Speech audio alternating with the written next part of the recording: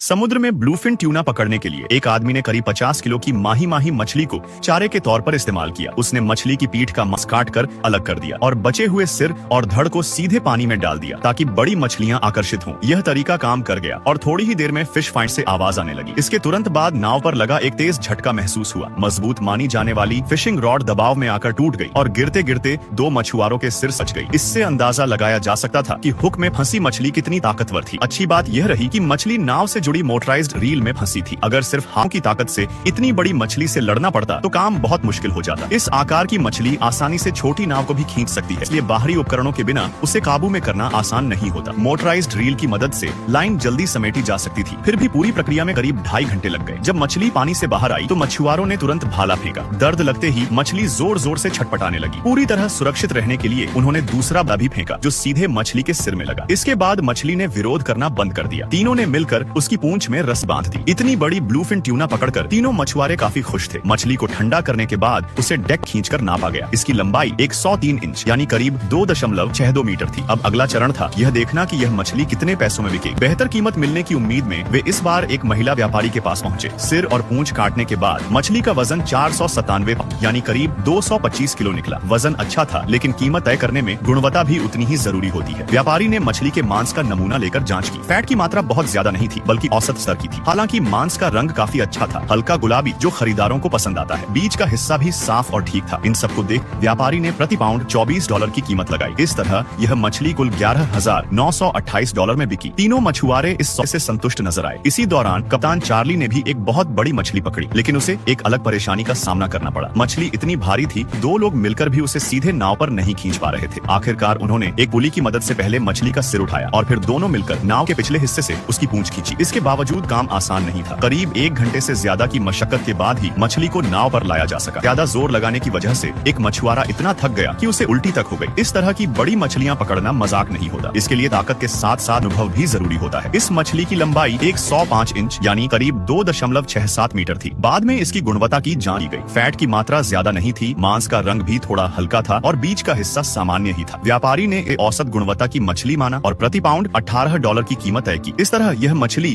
कुल $8,208 में बिकी। भले ही कीमत $10,000 से कम रही, लेकिन मछुआरे के लिए